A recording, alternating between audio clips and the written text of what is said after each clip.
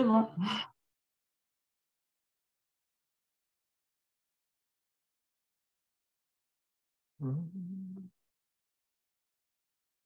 Voilà.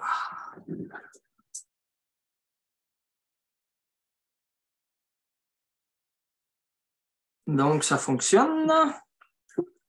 Super. Donc, bonjour à tous. Je vais commencer par me présenter. Carl Laliberté, inspecteur pour la municipalité de Lac-Bouchette depuis bientôt 10 ans. Donc, j'ai suivi une formation en aménagement et urbanisme au Cégep de Jonquière et puis une série de formations pour me mettre à jour avec la Combec et certainement plusieurs formations pour les installations septiques parce qu'on en a plusieurs sur notre territoire. Donc, le BV Lac-Saint-Jean m'a approché pour les aider à monter un webinaire sur l'efficacité, le suivi de l'efficacité des installations septiques. Donc, je me suis dit, pourquoi pas, puisque durant l'année, j'ai souvent des demandes là, de plusieurs municipalités dans le Québec qui veulent avoir de l'information sur notre règlement là, 1420 ayant pour but de s'assurer du bon fonctionnement des installations septiques sur notre territoire. Donc, je me suis dit, ça va donner l'occasion de répondre à plusieurs municipalités en même temps. Fait que, on va y aller avec ça. Donc, le plan de la présentation, je vais commencer par présenter le règlement, dans le fond, rapidement. Ensuite de ça, je vais y aller avec la mise en œuvre. Comment ça marche? Là? Je vais donner plus de détails. Là, comment est-ce qu'on a mis ça en place? Ensuite de ça, au courant de l'année, comment ça fonctionne là, pour le fonctionnement du règlement. Et ensuite de ça, je vais y aller de quelques recommandations pour ceux qui vont s'adopter un règlement là, pour que ça fonctionne bien. Et on va terminer avec une période de questions. Donc, le règlement, il s'intitule le règlement 1420 ayant pour but d'assurer le bon fonctionnement des installations septiques sur le territoire de la municipalité de Lac-Bouchette. Son historique, cette année, c'est la 10e année qu'on l'a mis en application. Donc, le 10 avril 2014 qui est rentré en vigueur. Le but, s'assurer de la bonne performance des installations septiques. C'est bien certain que le but derrière ça, c'est de préserver la qualité de l'eau de nos lacs et des nappes d'eau souterraines. Donc, le règlement. Bon. Les installations qui sont visées, tout d'abord, c'est les installations de résidentiel, on va dire. On ne va pas couvrir le commercial ou l'industriel, tout ça. Ça, c'est plus le ministère de l'Environnement qui se charge de surveiller est-ce que les entreprises puis tout ça et des installations septiques conformes. Donc, c'est des installations qui sont construites depuis plus de 10 ans ou celles qu'on ne sait pas quand est-ce qu'elles ont été construites.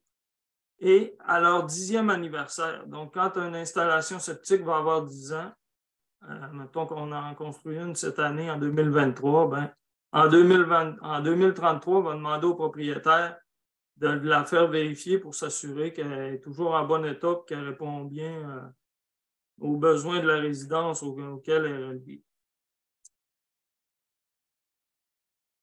Donc, le fonctionnement. Dans le fond, le règlement, il prévoit qu'on doit envoyer en avril là, un avis aux propriétaires qui vont être visés par la vérification de cette année. Okay? Dans cet avis-là, on leur demande de faire vérifier leur installation par un professionnel. C'est soit un technologue ou un ingénieur. Ensuite de ça, on leur demande de nous fournir un rapport de vérification signé par le professionnel. Et aussi, on leur demande de nous indiquer l'heure, la date, quand est-ce qu'ils vont la faire vérifier. Ensuite de ça, le règlement prévoit qu'on peut demander un complément d'expertise. Quand on va recevoir le rapport, s'il manque des détails, on peut demander un complément d'expertise. Ensuite de ça, le règlement prévoit que suite à la réception des rapports, on va lire ça bien sûr, et on va envoyer un avis écrit soit pour demander, si on a besoin de demander des travaux, ça ne veut pas dire qu'on va avoir besoin d'en demander, ou des recommandations. Ensuite de ça, le règlement prévoit qu'on va donner un délai de 1 an pour la mise aux normes. Si on a des travaux à faire, on leur donne 1 an à partir de la réception de la lettre de l'avis en question. Ensuite de ça, comme tous les règlements, on a une section recours et sanctions. Donc, dans le cas où il y a des gens qui ne voudraient pas faire vérifier leur installation ou qui refuseraient de faire les travaux qu'on leur demande, on peut leur envoyer un constat d'infraction, avis d'infraction, etc. Ensuite de ça, si jamais que la personne refuserait de faire vérifier son installation, le règlement prévoit qu'on peut avoir recours à la firme de notre choix. Ensuite de ça, on prend un rendez-vous, on va sur le terrain et on fait vérifier l'installation septique. C'est la même chose avec l'exécution des travaux.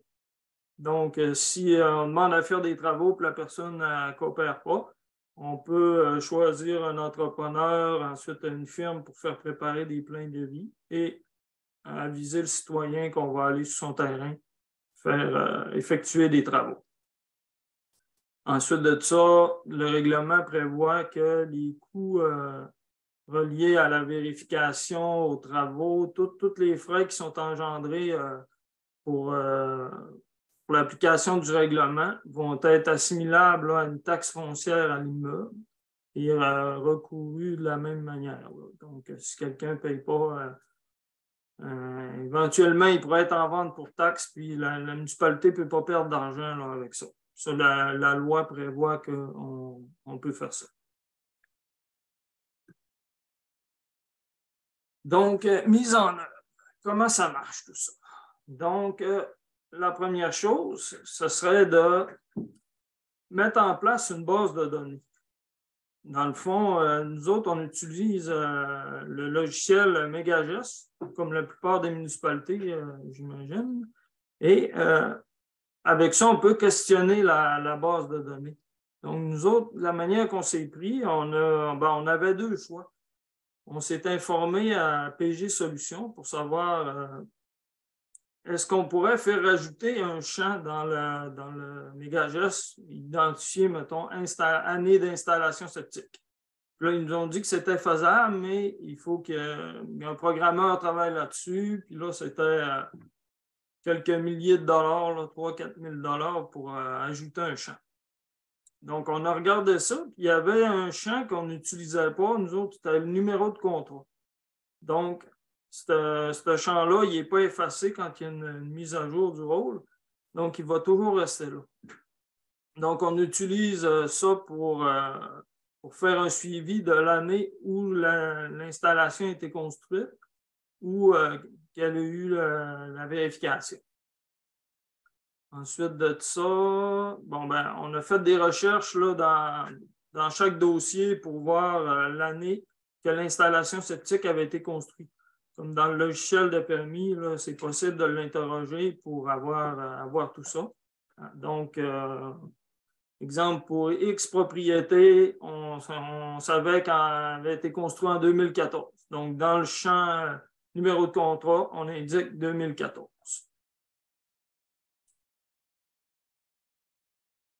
Ensuite de ça, là, c'est rédaction et adoption du règlement. Nous autres, on s'est pris d'une manière, on avait Saint-Edwidge, la municipalité de Saint-Edwidge, qui avait déjà un règlement là, pour s'assurer du bon fonctionnement des installations septiques. Donc, on leur a demandé si on pouvait y jeter un œil et finalement, on trouvait que ça avait bien du bon sens. Donc, on l'a montré à notre avocat qui a vérifié si ça serait applicable pour notre municipalité. Finalement, oui, c'était correct. On a fait quelques petits ajustements et on est parti avec ce règlement-là. Donc, on a fait la procédure habituelle, avis d'entrée en vigueur, etc. Mais on sait que la population générale, les avis dans le journal, ils ne sont pas tous nécessairement, ils ne vont pas tous en prendre connaissance.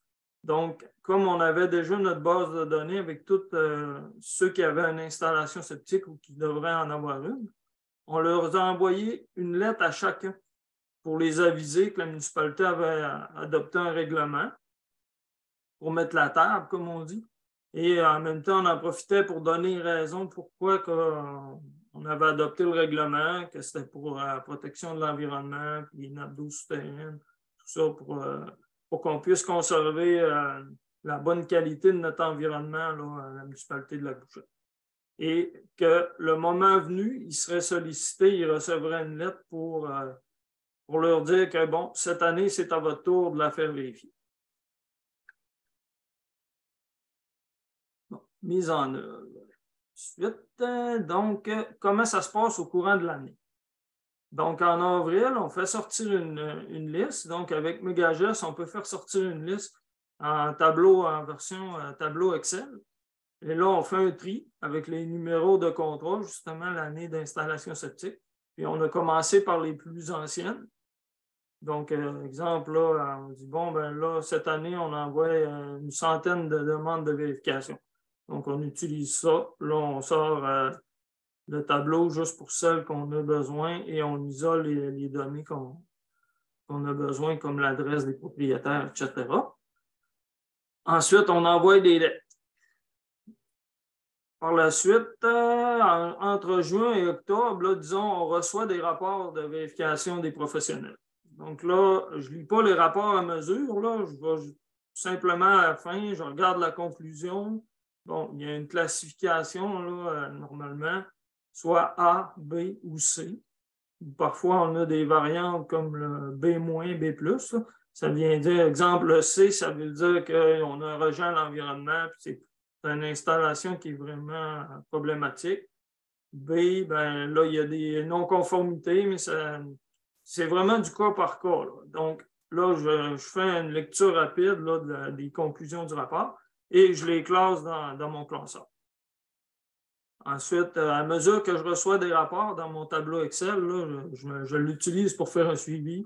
Je le surligne en vert, exemple, et comme ça, en août, je vois celles qui n'ont pas envoyé de rapport. Généralement, là, il y en a quand même plusieurs.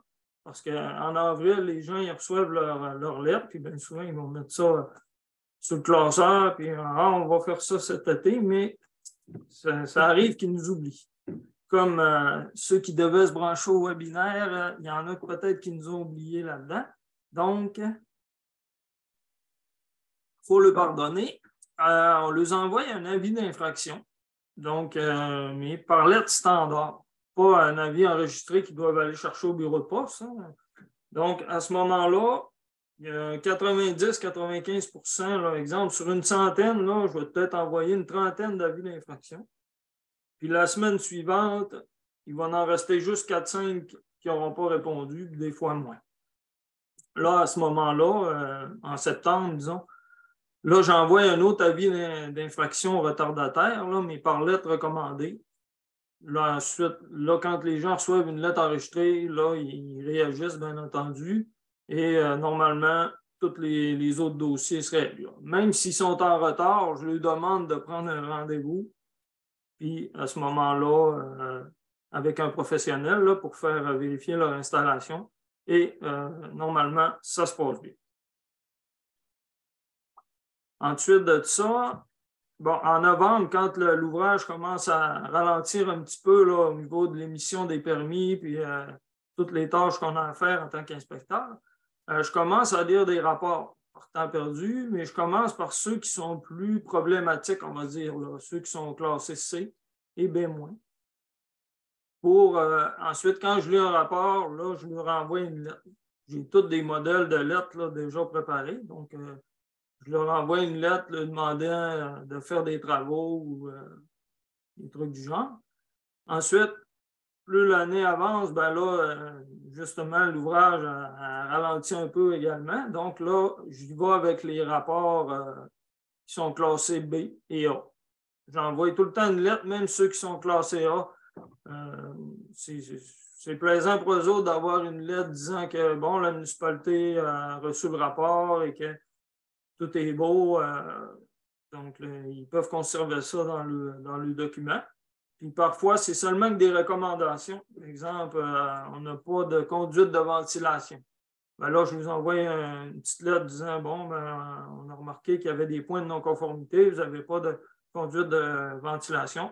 On vous recommande d'en installer une en expliquant pourquoi, dans le fond, que ça allait au niveau de la sécurité pour l'échappement des gaz là, qui sont produits par la fosse septique et que ça va permettre que leur installation septique va durer plus longtemps, étant donné que les bactéries vont faire le travail qu'ils doivent faire dans leur installation. Ensuite de ça, ben, en cours de route, je mets mon tableau Excel, là, toujours le même du début, là, je le mets à jour. Et quand tous les dossiers ont fini par être classés, ben là, j'envoie justement les données à la personne qui s'occupe de mettre à jour les dossiers là, dans Megagest. Nous autres, on a une personne qui s'occupe de la taxation, tout ça, qui s'occupe de ça. Donc, elle va mettre à jour le numéro de contrat. Exemple, si une installation a été vérifiée cet été, puis que tout le dossier est réglé, ben là, ça va être écrit 2023. Donc, la prochaine fois qu'elle va être à vérifier, ça va être dans 10 ans, en 2033. Ensuite de ça, en mars, là, j'envoie une petite lettre de rappel, exemple. Parce que si j'envoyais une lettre au mois de novembre pour dire à une personne, bon, ben votre installation septique était bonne pour une chambre à coucher, puis vous avez 3 chambres à coucher, donc on vous demande d'augmenter la capacité du système ou de remplacer le système, ben, ça peut arriver qu'ils nous mettent en oubli. Mais pour être certain, j'envoie une lettre avec un beau rappel en rouge, là, pour être certain que c'est bien clair. On leur rappelle qu'ils doivent demander un permis et nous fournir des plans pour l'installation septique. C'est pas mal ça, là, la routine de l'année. Après ça, ça redécolle. Dans le fond, au mois d'avril, on renvoie une lettre pour ceux qui sont à vérifier l'année suivante. Donc, au niveau de mes recommandations, la règle des 3 B. Bonne information. Donc, la bonne information, il faut que tout le monde dans l'appareil municipal soit bien informé des raisons pour lesquelles on met en place un règlement comme ça, okay, une installation septique, on implante ça, ça ne sera pas bon pour toujours. Okay? Il y a une durée de vie, dépendamment de l'utilisation, ça a-tu été bien construit, etc. À un moment donné, quand elle va être à bout d'âge, comme on dit, ça va commencer à polluer l'environnement. Et bien souvent, c'est des affaires qui ne sont pas tellement visibles. Puis, on ne peut comme pas se fier aux citoyens qui vont par eux-mêmes se rendre compte que les installations septiques polluent. Et on en a qui s'en rendent compte et qui trouvent le moyen de bypasser ça pour que ça continue à fonctionner, même si ce n'est plus efficace. Parce qu'on a le Q2R22, là, le règlement provincial sur l'évacuation des eaux usées, qui nous explique tout comment ça doit être construit, l'implantation, etc. Mais au niveau du suivi des installations, il n'y a pas grand-chose. On dit simplement que l'installation doit être maintenue en bon état, bien entretenue, puis ça se limite à ça. Fait que notre règlement, il va plus loin pour s'assurer qu'on préserve la qualité de l'environnement là, pour nos municipalités. Donc ça, c'est important que tout le monde soit bien au courant. Là, dans le fond, le maire, les conseillers, le directeur général, tout ça, étant donné qu'ils n'ont pas on va dire, de formation comme l'inspecteur en bâtiment, et ils ont besoin d'être bien informés pour savoir que c'est logique notre règlement et après ça, ils vont être assurés. Ensuite de ça, bonne personne ressource. Ça, c'est le deuxième B, il est super important. C'est que quand les citoyens reçoivent une lettre, bien souvent, des fois, ils ont le réflexe, ils disent « Ah, je connais le maire, je connais le directeur général, ils vont voir, puis là, ils disent « Ah, c'est quoi cette affaire-là? » Tout ça. C'est important qu'ils soient toujours référés à l'inspecteur. On a engagé un inspecteur en bâtiment, c'est notre spécialiste dans le domaine, le référé. Par la suite, nous autres, on va prendre le temps d'expliquer comme il faut ce qui est écrit, parce que bien souvent, les gens vont recevoir une lettre, ils vont lire en diagonale, là, puis Par après, quand on les explique, ça passe bien normalement. Ensuite de ça, bonne période de rodage. OK. Il faut se donner le temps de commencer. Ça veut dire qu'il ne faut pas aller trop vite. On peut commencer bien tranquillement. Je veux dire, une année, la première année, là, une municipalité pourrait dire on fait vérifier 50 installations ou moins que ça, là, juste pour se roder. Là.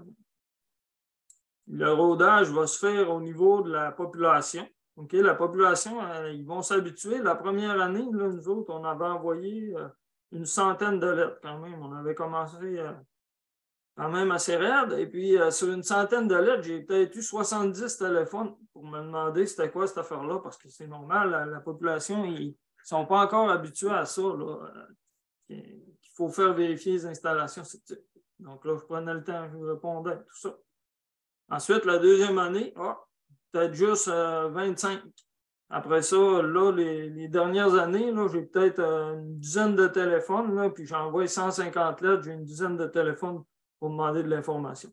La population a fait comme le bouche à oreille, là, puis ça devient comme normal, là, comme n'importe quel autre règlement, là, règlement sur les nuisances, etc. Le monde sont au courant qu'ils doivent tondre de pelouse puis qu'ils ne peuvent pas laisser pousser ça. Là. Ils comprennent.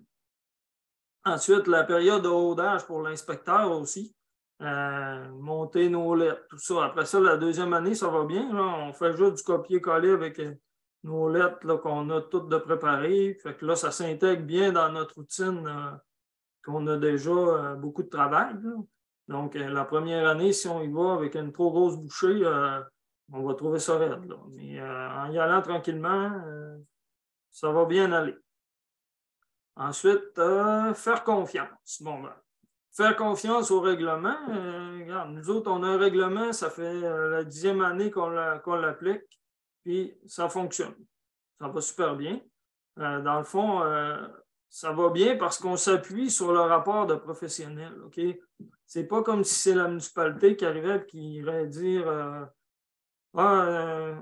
ton installation est à remplacer pour telle raison. Mais là, non, c'est un professionnel, membre d'un ordre de professionnels qui va signer son rapport et qui va mettre des recommandations, etc., dans son rapport. Donc, quand on demande quelque chose, on dit toujours que c'est selon le rapport du professionnel. Ensuite de ça, on dit qu'il n'y a pas de droit acquis. Ben, il n'y a pas de droit acquis. Quand on a un risque de contamination ou il y a une contamination de l'environnement, quand on va en cours avec ça, on peut dire qu'on a la loi de notre bord, autrement dit, puisqu'on a notre rapport encore du professionnel là, qui nous appuie. Donc, nous autres, à la municipalité de Lac-Bouchotte, on est allé quelques fois là, pour des constats d'infraction à la cour municipale. Puis à chaque fois, la personne est obligée de payer son constat, puis on est allé de l'avant. On a fait remplacer des installations septiques. Ça n'a pas arrivé souvent. Peut-être 2 ou 3 fois qu'on a fait remplacer là, les installations septiques et qu'on l'a mis sur le compte de taxes. Et on n'a pas eu de contestation. Là, ça s'est bien passé. Ensuite de ça, une autre recommandation, c'est de travailler en collaboration avec les professionnels qui vérifient. Donc, nous autres, dans le fond, la lettre qu'on envoie, on va référer 3 professionnels généralement. Puis là, je prends le temps de lui téléphoner, de lui demander s'ils sont intéressés de faire des vérifications. Ensuite de ça, je leur envoie une liste des points importants à vérifier pour être certain que je ne sois pas obligé de demander dans le fond, une contre-expertise, pas une contre-expertise, mais voyons, un complément d'expertise. Donc ça évite des frais aux citoyens aussi, parce que quand le professionnel y retourne, bien souvent, il va charger un montant aux citoyens. Fait que là, je m'assure qu'on se comprend bien sur les points que la municipalité tient à faire vérifier. Ensuite, à chaque année, les professionnels font des petites modifications à leur rapport. Ils de plus en plus, là, les rapports sont vraiment super bien faits. Donc, veut pas, vous allez en bénéficier parce que si vous faites affaire avec les professionnels, les mêmes avec lesquels que je fais affaire, ils ont déjà des rapports qui sont déjà bien faits. Là. Disons que dans les premières années, ce n'était pas si bien fait que ça, mais là, on est vraiment parfait, là, on pourrait dire. Ensuite de ça, une autre recommandation, ce serait d'être patient. Comme je disais tout à l'heure, c'est une bouchée à la fois. On commence tranquillement, mais l'important, c'est qu'il faut débuter. Parce que c'est quasiment un non-sens de ne pas avoir un règlement là, de vérification d'installation septique sur votre territoire. Parce que si ce n'est pas la municipalité qui le fait, il n'y a personne qui le fait. Là. Ça va polluer, puis à la longue, là, il va y avoir des conséquences là-dessus. Là. Quand les nappes d'eau souterraines sont polluées, ensuite de ça, il y a des algues bleu-vert, des affaires de même. C'est presque impossible de se débarrasser du problème quand il est arrivé. Donc, ça, c'est tout à fait logique d'y aller avec un règlement pour prévenir, pour pas que ça arrive. Ensuite de ça, prendre entente et donner des délais. C'est sûr que, comme les vérifications, parfois, il y en a qui m'appellent et disent « Ouais, mais là, je ne pourrais pas, mais je vais être en vacances au mois de septembre. » Pas de problème, garde. On dit qu'ils doivent nous remettre le rapport avant le 1er août, mais quand les gens me téléphonent et m'expliquent la situation, je leur donne des délais, on s'organise. Ensuite, quand j'envoie des avis d'infraction, j'essaie toujours de prendre des ententes avant d'aller au constat d'infraction. Mais bien souvent, on le voit déjà tout de suite d'avance, ceux avec qui on ne réussira pas à s'entendre, là, mais généralement, ça se passe bien, mais il faut être patient. Et à la fin du compte, même si ça prendra un petit peu plus de temps, l'installation septique va être mise aux normes, puis on va avoir une belle amélioration là, pour l'environnement de la municipalité. Donc, j'ai réussi, j'ai passé au travers. Donc, on va aller à la période de questions. Merci beaucoup, Carl. Merci pour la belle présentation. Donc, maintenant, c'est la période des questions et pour essayer de briser un peu la glace, moi, j'avais deux petites questions. Donc, on va commencer par ça et puis par la suite, peut-être ça va ouvrir les discussions. Donc, la première question que je me suis posée en écoutant, c'est ça a été quoi le plus grand défi que vous, la municipalité de Lac-Bouchette, vous avez rencontré? C'est une question à deux volets. Et comment vous l'avez surmonté, ce grand défi-là? Donc, ça a été quoi le plus grand défi rencontré et comment vous l'avez surmonté? Donc, ça, c'est la première question. Je reviendrai avec la seconde question après. Le plus grand défi, monsieur, c'est de tout mettre ça en place, là. Dans le fond, les lettres, les modèles de lettres, etc., monter la base de données, tout ça, c'est le plus gros morceau qui a été fait. J'avais quand même des modèles de Saint-Edwidge, mais pour être parfaitement à l'aise, là, puis que quand les gens vont me poser des questions, tout ça, j'ai mis ça à ma main. Là. Fait que la première année, c'est sûr que c'est la première année qui est qui demande le plus. Donc, je comprends par là que le plus grand défi, c'était vraiment le côté planification, mettre les choses en place, rédiger des modèles de lettres on va ensuite envoyer. Donc, c'est ça qui a été vraiment le plus difficile. OK, c'est bon. La deuxième question, ça a été quoi? Parce que tout à l'heure, je vous entendais parler des lettres qui ont été envoyées aux citoyens et il y en a qui ont rappelé. Donc, sur 100 lettres, il y a eu peut-être 60 appels pour des explications. Donc, je me suis posé la question, ça a été quoi la réceptivité des citoyens face à ce nouveau règlement? Parce qu'on sait que nous, les citoyens, aujourd'hui, on a un peu... on n'aime pas être embêté par les lois et règlements. Donc, ça a été quoi la réceptivité des citoyens une fois que ce règlement-là est entré en vigueur? Oui, ben c'est ça. Les gens appelaient pour s'informer parce que le premier réflexe, ils nous disent qu'ils ont un papier dans leurs affaires qui dit que ça a été fait conforme. Donc, pourquoi qu'on leur demande de faire vérifier ça? Parce que là, c'est quand on leur explique, on prend le temps de leur expliquer que oui, quand ça a été construit, ça pouvait être conforme, c'est correct, mais à l'utilisation, à un moment donné, il y a une durée de vie et il faut s'assurer que ça fonctionne encore bien. Donc, à ce moment-là, je le dis, ça ne veut pas dire que vous avez reçu une lettre pour faire vérifier que votre installation ne fonctionne pas bien. C'est simplement pour s'assurer qu'elle fonctionne toujours bien et est toujours bien adaptée aux besoins de votre résident. Là, la personne me dit, ah, elle fonctionne super bien. Ben, dans ce cas-là, vous n'avez pas besoin de vous inquiéter. Là. Ils vont produire un rapport, puis ensuite, bien souvent, c'était des personnes âgées. Je leur disais, écoutez, quand vous allez venir pour vendre, là, la première affaire qui se passe, bien souvent, le notaire me téléphone pour demander les installations septiques, c'est-tu correct? Mais là, si c'est écrit, ça a été construit en 1992, mettons. Ben là, je dis, oui, c'était conforme en 1992, mais il y a passé de l'eau en dessous des pompes et dans le fosse septique aussi depuis ce temps-là. Fait que là, la personne, si elle a un beau rapport disant que le fait de tout vérifier, la performance, etc., l'implantation, puis que c'est conforme, ben c'est un plus là, pour le citoyen également. Là.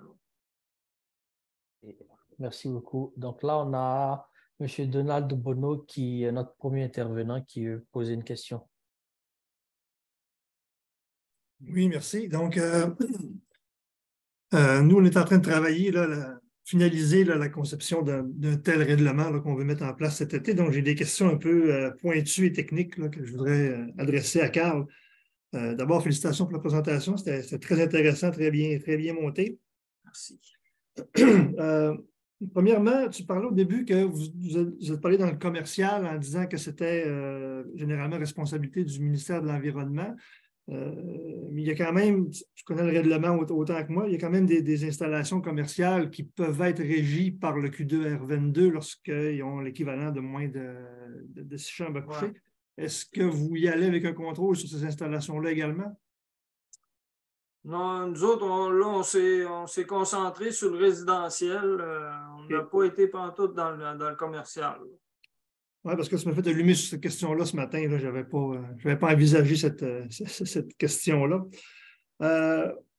Autre question, est-ce qu'il y a des citoyens qui vous interpellent lorsque vous voulez leur demander un contrôle sur leur installation, puis qu'eux sont munis d'une installation secondaire avancée qui leur nécessite un contrat d'entretien annuel? Oui.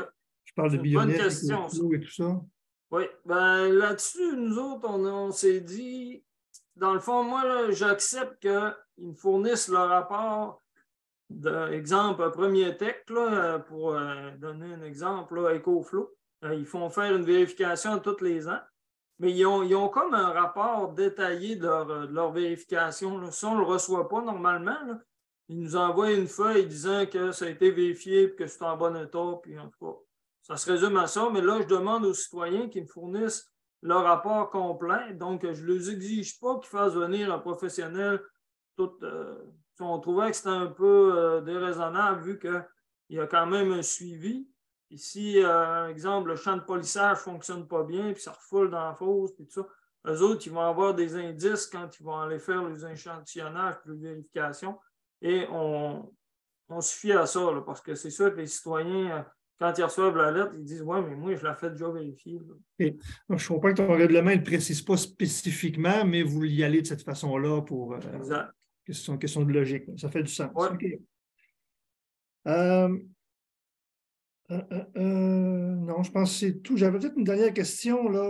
Y a-t-il dans ton règlement un déclencheur qui est précis, qui te dit tel résultat, il n'y a pas de nécessité de refaire l'installation, tel résultat, c'est nécessaire? Non, nous autres, on y va vraiment avec les recommandations, là, okay? Parce que c'est vraiment du cas par installation, puis on avait regardé ça un peu, mais non. Okay, quand c'est écrit dans le rapport, nous recommandons le remplacement du système pour X raisons, ben, on y va avec ça. Là.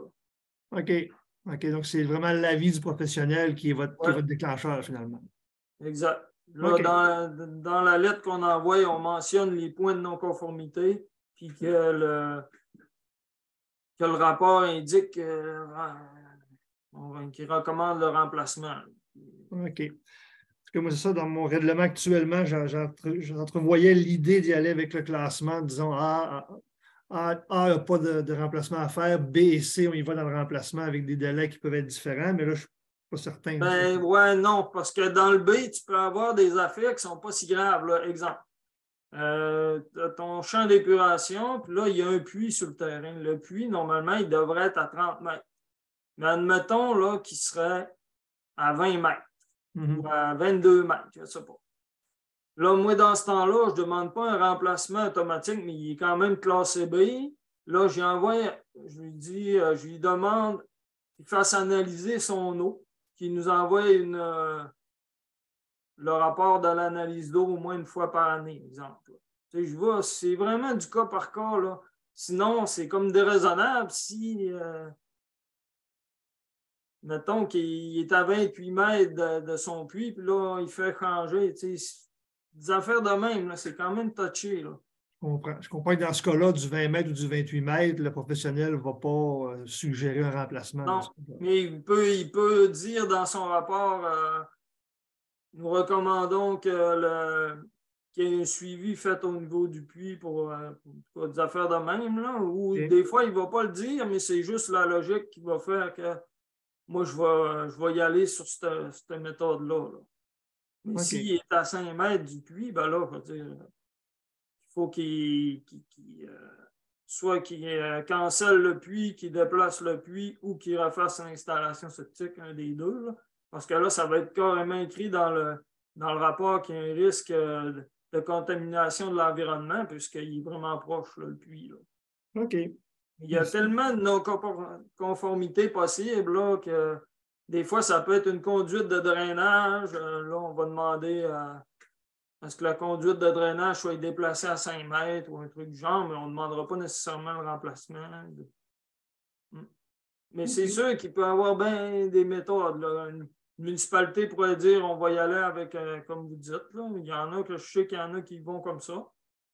Mais je trouverais que c'était un peu plus arbitraire. Là. Ça me donnait moins de latitude pour. Moi, c'est plus précis, mais ça peut être plus drastique dans certains cas. Oui, c'est ça. OK. Est-ce que c'est possible d'obtenir une copie de votre règlement, qu'on puisse le consulter puis regarder un peu comment il est monté, puis on va s'en inspirer pour finaliser le nôtre? Oui, ben, on a parlé avec Anne, là, avec l'OBV, puis ils vont en mettre une copie sur le site de l'OBV, mais vous pouvez aussi aller la consulter là, sur notre site Internet de la municipalité de Lac-Bouchette, là, dans la section urbanisme, règlement d'urbanisme, il est là. Parfait. J'ai plus de questions, votre honneur. Merci beaucoup. Merci beaucoup, M. Donald. On a 3 autres intervenants. Donc, je pense que le premier, c'était M. Brandon Bélanger. Ensuite, on va aller avec Alexandre et M.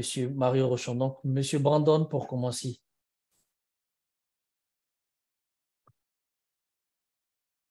Oh, ton micro.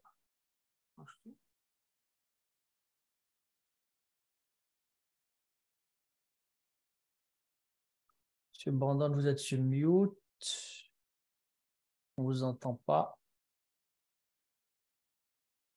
On va vous laisser régler le problème technique. Donc, on va aller enchaîner avec M. Alexandre, le temps de revenir à M. Brandon. Donc, M. Alexandre, vous pouvez aller avec votre question. Oui, donc je ne veux pas lancer de débat ce matin ou quoi que ce soit là, par rapport, Carl, à l'inspection là, dans les secondaires avancés. Le technicien qui fait la vérification là, du secondaire avancé, ce n'est pas un technologue professionnel ni un ingénieur. Puis, j'en fais également aussi là, des tests d'installation septique, dont des certificats de conformité. Puis, lorsqu'on fait ce type de vérification-là, contrairement aux techniciens de l'IONES ou d'EcoFlow, nous autres, on va vérifier, on va s'assurer de qu'il n'y ait pas une conduite de trop-plein. On va vérifier le champ de polissage. On va s'assurer que les toilettes s'écoulent toutes bien dans l'installation septique. On va vérifier aussi le nombre de chambres à coucher par rapport à la capacité de la fosse, par rapport au caisson EcoFlow. Donc, c'est vraiment pas le même travail que le professionnel va faire versus le technicien là, de la compagnie. Ouais, je suis d'accord qu'il y a des points qui ne sont pas vérifiés en tant que tels, là. Mais les citoyens, c'est dur de faire passer ça, là. Puis le système secondaire avancé, c'est quand même un système là, performant, tout ça. Puis comme s'il y avait trop de chambres à coucher, puis ça causerait un problème, ben, quand la personne va aller vérifier le système, il va noter des problèmes là, avec leur installation. Fait que ça fonctionne quand même bien. C'est sûr que je ne suis pas contre. Là, dans le meilleur des mondes, il faudrait les faire vérifier aussi. Là. Ça c'est libre à chaque municipalité. Là. Non, ben, tu sais, juste ton règlement dit qu'il doit être vérifié par un professionnel. Donc, Ouais. en tout cas, tu sais, c'est comme je te dis, je ne veux pas lancer de débat, je ne veux pas m'ostiner avec toi sur non plus la façon à laquelle tu appliques le règlement ou quoi que ce soit. Là. Ouais, Déjà là, vous êtes déjà mieux que nous autres, tout ce qu'on n'a pas. Là. C'est ça que je me dis. Mais moi, je me suis posé la question. Ensuite, je me suis assis avec mon politique, tout ça, avec ma mairesse, puis mon DG. On en a parlé ensemble, puis on a décidé qu'on y allait comme ça. Là. C'est bon. Éventuellement, c'est pas dit que ça. Il n'y aura pas des améliorations à notre règlement aussi, là, mais. Non, tu sais, en fait, je voulais juste lever le son de cloche pour être sûr que. Ouais. Qu'on se comprenne bien, parce que c'est ça, c'est vraiment pas le même job que ce que nous autres, on va faire là, lors d'une étude. C'est sûr. On va aller avec la troisième question avec M. Marie Rochon. Oui, bonjour. Moi, ma question, c'est plus dans le sens, quand on regarde les installations septiques, on sait qu'ils disent, d'informations que j'ai eues, là, ils parlent de 25 à 30 ans pour une installation septique. Mon questionnement, c'est où vous êtes allé chercher l'idée de faire ça aux 10 ans? Parce que nous autres, on est en train d'en travailler un, et puis on n'a pas vraiment, je te dirais, fait d'interrogation avec des professionnels à savoir, on y va-tu aux 10 ans ou nous autres, on regardait peut-être, bien, à 20 ans, puis après ça, c'est avec un temps périodique égal après ça, là, qui est plus court. Là. Je me demandais si vous aviez été chercher de l'information quelque part pour déterminer que c'était aux 10 ans. En vrai, non. Nous autres, on a pris le règlement de Saint-Edwidge, on s'est collé là-dessus, mais en même temps, on trouvait ça, disons, raisonnable au niveau des citoyens là, pour les frais que ça engendre, tout ça. Ça, c'était une première affaire. Ensuite, c'est un peu plus simple d'application parce qu'on n'a seulement qu'une cédule là, à tous les 10 ans. Tandis que là, si on dit, bon, après tant d'années, là, ça va être à tous les 5 ans. Là, ça demande un petit peu plus pour le suivi. Là, c'est un petit peu plus touché, mais c'est sûr qu'il peut y avoir plein de variantes. Là, mais nous autres, on n'a pas poussé l'étude là, vraiment. Là. Parfait, merci. Et on a pris la question de M. Brandon qui n'arrive pas à activer son micro. Sa question est de savoir si la municipalité de Lac-Bouchette propose un programme d'éco-prêt pour la réfection des installations septiques. Ben non, nous autres, c'est les citoyens qui vont payer le coût, là, puis ensuite de ça, s'ils ont besoin de se faire financer, ils vont faire ça chacun de leur bord. Et ça, c'est une autre affaire que j'ai déjà entendu parler aussi, là, qui peut avoir du bon sens. Là, la municipalité, je sais qu'il y a des municipalités qui vont avoir un système d'éco-prêt, là, ils vont se faire financer par la municipalité, là, quelque chose du genre, là, pour rembourser là, les coûts que ça va coûter pour ça. Là. Et, nous autres, on n'a pas été sur cette méthode-là. OK. Monsieur Donald Bonneau. Oui, peut-être juste pour compléter un peu ce que Mario a discuté tantôt par rapport à la période de 10 ans. Moi, ce que je comprends, c'est que ce n'est pas nécessairement une réfection aux 10 ans, c'est une vérification. Donc, une installation pourrait passer le test.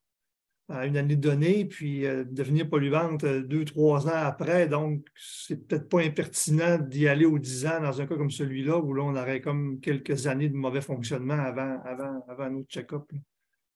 Donc, ce n'est pas nécessairement le délai de durée de vie de l'installation qu'il faut évaluer dans le délai de vérification, mais un délai raisonnable où on fait des checkpoints de l'installation une fois dans le temps. C'est ça. En même temps, là, en tout cas, ça fait moins de pression sur le citoyen là, que d'y aller à un moment donné, on y va à tous les 2-3 ans.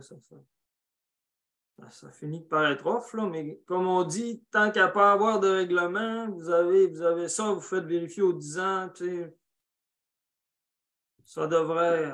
En même temps, le citoyen, il est sensibilisé quand le professionnel vient faire la vérification, il voit les points qu'il vérifie, puis après ça, il est sensible aux signes qu'il pourrait avoir, qui pourrait venir dire que son installation commence à moins bien fonctionner. Là. Exemple, le gazon pousse bien vert, vraiment plus long qu'ailleurs sur le terrain, des affaires de même. Là. Il va comprendre que ça s'en vient. OK, et ça, c'est juste un élément complémentaire de réponse. M. Brandon Bélanger dit qu'il ne faut pas oublier que la durée de vie de l'installation septique peut varier selon l'entretien qui en est fait. Donc, là, j'ai plus de main levée, donc on va passer la parole à Mme Ghislaine Hudon donc, pour son intervention, tout en rappelant qu'on peut prendre des questions après parce qu'on a encore du temps. Donc, on passe la parole maintenant à Mme Ghislaine Hudon. Alors, bon matin tout le monde. Comme Carl le disait, je félicite Carl pour sa présentation. C'était très bien, merci Carl. Ça prend quand même la volonté politique pour le faire. Parce que moi, j'avais connu cette présentation-là, j'avais eu cette présentation-là à la MRC au début de 2014, là, au début de mon mandat. Vous avez présenté ce qui se faisait à Saint-Edwidge et j'avais trouvé ça très intéressant. Surtout qu'on commençait à avoir des algues bleu-vert dans nos lacs. Et quand je suis revenue, j'ai dit à Carl et j'ai parlé à mon DG, j'ai dit, il faudrait partir ça parce que là, il faut protéger quand même nos lacs. Puis le conseil municipal a embarqué dans ça aussi. Et regarde, ça a bien été parce que tout le monde était en arrière de Carl. Quand j'avais un téléphone que les gens pouvaient essayer de dire, ben, correct, mon installation, moi, je le disais, moi, je ne suis pas l'inspecteur municipal. Mon inspecteur est là, appelle mon inspecteur, puis lui, il va dire qu'est-ce qu'il y en est. Si c'est pour que tu la refasses, ben, regarde, faut que tu la refasses. Tu n'as pas le choix, là, c'est comme ça. Puis moi, j'ai dû la refaire, la mienne, puis elle n'avait pas 20 ans. Après le 10 ans de vérification, on s'est aperçu qu'elle fonctionnait mal. Il n'y aura pas une méthode vraiment parfaite pour dire quelle année, mais au moins, on le fait. Puis, je peux vous dire qu'il s'en est fait beaucoup d'autres. On avait au-dessus de 800 fausses, Carl. Et les travailleurs, les contracteurs ont travaillé fort pour refaire des fosses septiques. Il y a des endroits où toutes les fosses septiques ont été refaites ou à peu près. Ça a été un plus pour nous autres, la municipalité, pour la protection de nos lacs. Et je pense que ça devrait exister partout, là, cette réglementation-là pour y aller. Là, mais ça prend quand même une volonté politique en arrière de l'inspecteur. Tout seul, l'inspecteur n'y arrivera pas non plus parce que si on commence à embarquer par-dessus ça, là, ça ne fonctionnera pas. Là. Nous autres, tout le conseil était d'accord et on était en arrière de Carl. Quand il va en cours, c'est encore la même chose. Carl nous en parle. Oui, vas-y. Est-ce que Brandon disait, je ne sais pas, il y en a qui demandait tantôt, est-ce qu'on a un prêt? Non, mais quand les gens ne sont pas capables, ça nous est arrivé. Il nous a dit, gars, fais là, mais là, c'est taxe, puis je vais la payer tant par année. On s'organise, c'est du cas par cas aussi, là. Des fois, on n'est pas obligé d'aller en cours pour le faire. Dans notre règlement, on a le droit de le faire, on s'organise comme ça, fait que ça fonctionne bien, là. On les a presque toutes passées, Carl, ou à peu près, je pense, là, depuis 10 ans, là. On recommence le nouveau cycle là, des dernières. Là, mais ça se fait. Il faut vouloir. OK. Et votre intervention m'amène à poser la même question que j'avais posée à Carl. Madame Hudon, vous parlez de bonne volonté politique derrière, en plus de l'inspecteur. Donc, c'est quoi aussi le défi derrière ça qui est vraiment qu'il faut surmonter pour pouvoir passer à l'étape suivante? Quand je te dis, il faut que tout le conseil soit d'accord. Puis tout le monde travaille dans le même sens. Fait que, puis quand je vous dis, au début, on avait des téléphones. Le DG en a eu des téléphones, j'en ai eu des téléphones. Mais moi, je le référais à mon inspecteur. J'ai engagé un inspecteur. Moi, je ne connais pas la réglementation. Mon inspecteur est là pour te répondre. C'est lui qui fait la loi. C'est lui qui s'en occupe. Puis, regarde, c'est ça. Puis, le DG avait la même mot d'ordre aussi, que c'est comme ça que tu réponds. Fait que c'est tout redirigé vers la même personne ressource. C'est l'inspecteur municipal. Et après un an ou deux, les gens se l'ont dit, puis on n'a plus de téléphone maintenant, nous autres, là, de ça. Là. Les gens ne sont pas d'accord. Puis les gens n'ont pas de droit acquis. Tu n'as pas le droit acquis de polluer. Fait que tu as bien beau dire, j'allais, il fait longtemps, non, tu n'as pas de droit acquis de polluer. Tu le refais. Moi, j'ai 2 fosses septiques, j'ai un chalet puis une maison, puis regarde, on les refait, puis on les arrange, puis on s'organise pour que ça fonctionne. C'est important. Donc, ça nous ramène à ce que M. Carl dit dans sa présentation. La bonne personne ressource et surtout ne pas penser qu'on a des droits acquis. Okay, donc, la prochaine question, c'est M. Donald qui veut la poser. Je pense que c'est pour vous, Mme Hudon. Oui, Mme Hudon ou Carl, j'aimerais savoir si, au fil des années où vous avez vous appliquez ce programme-là puis ces modifications-là, si vous avez constaté des effets dans l'environnement sur certains plans d'eau, avez-vous pu constater, soit mesurer ou visuellement des ralentissements d'eutrophisation, des impacts positifs quelconques? C'est difficile de mesurer parce que maintenant, le ministère de l'Environnement ne prend plus les signalements d'algues bleu vert. Fait que les citoyens ne nous les signalent pas non plus, mais je pense que oui, ça a eu un effet là, vraiment sur certains petits lacs, surtout, là, qu'il y avait beaucoup de secteurs où il y avait les installations septiques qui n'étaient pas conformes. Là. Fait que ça a aidé. Puis là, on est en train de voir, pour les bandes riveraines aussi, travailler sur nos bandes riveraines. Mm-hmm. Fait que les deux ensemble, je pense qu'on va réussir à faire quelque chose là, de correct. Là. Mais les gens sont sensibilisés. Puis quand on a commencé ça, puis qu'il y avait les algues bleu-vert, j'ai des citoyens qui m'appelaient de l'extérieur, qui voulaient acheter des chalets ici, mais qui me demandaient, avez-vous des algues bleu-vert? Parce que vous savez que dans certains secteurs, il y a des secteurs dans Montérégie ou des choses que les lacs sont pollués, fait que les chalets ne veulent presque plus rien parce que les gens ne sont plus capables de faire d'activités nautiques. Fait que ça, là, c'est un plus aussi, je pense, pour la municipalité. Avec la grande municipalité qu'on a, si d'autres, on a réussi à le faire avec 800 fosses septiques, je pense que les autres qui ont moins de fosses septiques sont capables de le faire. Oui. Et pour ajouter là-dessus, des signalements d'algues bleu-vert, on n'en a pas tellement souvent, mais pour prouver un peu que c'est comme relié, à un moment donné, cet été, on a eu un signalement sur un lac. J'ai vérifié un peu dans le système, j'ai vu qu'il y avait comme 3-4 fosses de rétention dans ce secteur-là pour des chalets. Là, je me suis rendu sur place pour faire une inspection ponctuelle comme ça. J'ai vérifié, puis sur 4, j'en avais 3 qui avaient des tuyaux qui envoyaient l'eau la douche, blablabla, pas à toilette. Mais tout le reste, ça allait à terre, ça sortait d'un tuyau. Fait que là, il a fallu que je fasse des interventions là-dessus. On peut dire que c'était certainement relié là, parce qu'on avait eu un signalement pour ça. Là. Il y a juste M. Brandon Bélanger qui remercie Mme Hudon pour la précision à sa question concernant les programmes d'éco-prêt pour la réfection des installations septiques.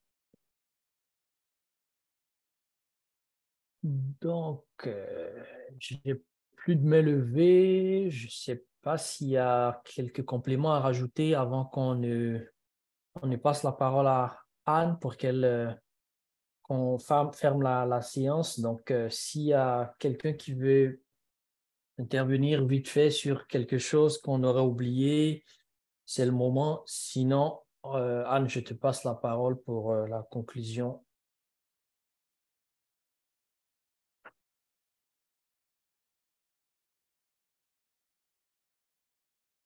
Non, on dirait qu'il n'y a plus de questions.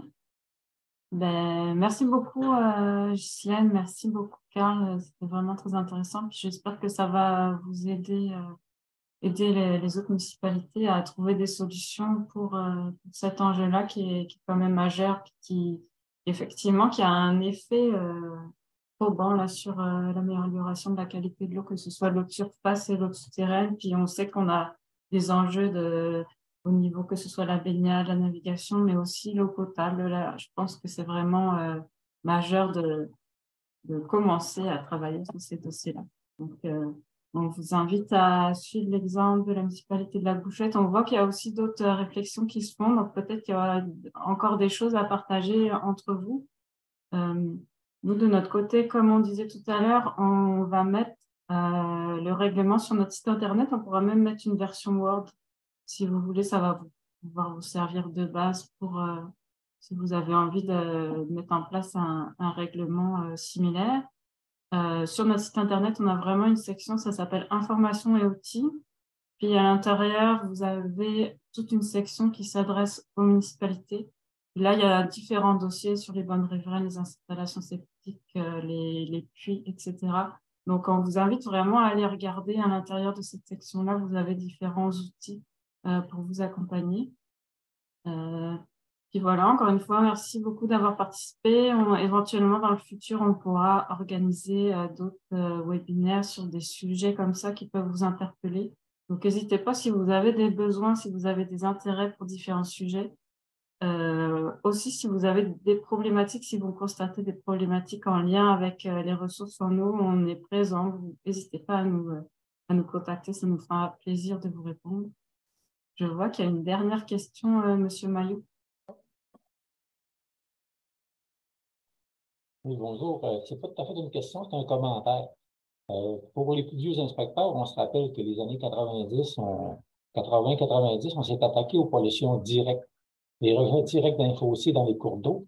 On a pas mal réglé ça. Je dirais qu'aujourd'hui, à 95-99%, c'est réglé. Et je trouve que la solution du lac Bouchette est une belle solution pour régler la pollution indirecte. Puis elle est plus sur noir. On pollue les nappes d'eau souterraines, ça paraît pas. Le client n'en a pas connaissance. Donc, c'est une belle solution pour ça. C'était mon commentaire. Merci. Merci. Merci tout le monde. Je pense que ça va être le mot de la fin. C'est ça, merci tout le monde, merci d'avoir participé et on espère vous revoir nombreux pour d'éventuels webinaires qui seront organisés par l'OBV. Donc, merci beaucoup et bon appétit pour ceux qui vont manger maintenant. Merci. Merci, bye bye. Merci, au revoir. Merci, bonne journée. Au revoir. Merci. Merci.